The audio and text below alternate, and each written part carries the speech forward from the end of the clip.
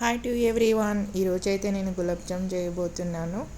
ముందుగా గులాబ్ జామ్ పిండి తీసుకొని అందులో పాలు పోసుకొని అయితే కలుపుకోవాలి.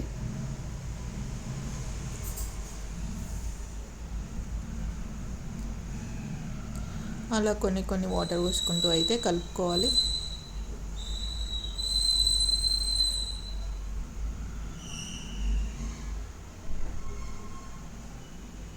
పిండిని ఎంత మెత్తగా కలుపుకుంటే బాల్స్ అంత స్మూత్గా వస్తాయి.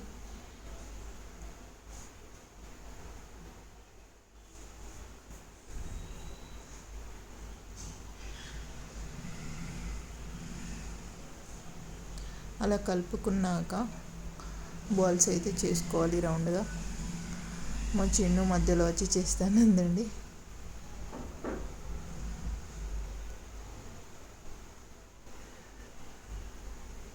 చిన్ను చాలా బాగా చేసింది బాల్స్.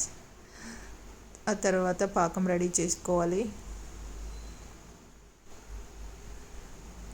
మరో ప్యాన్ పెట్టుకొని ఆయిల్ పోసుకొని వేడి చేసుకోవాలి.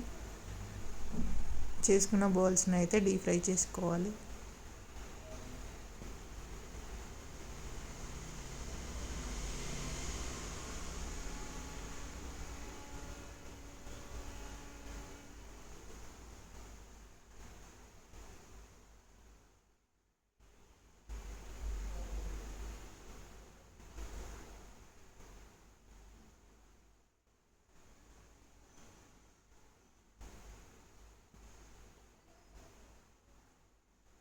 పాకం అయితే బాగా తిక్కుగా అయితే చేయకూడదు.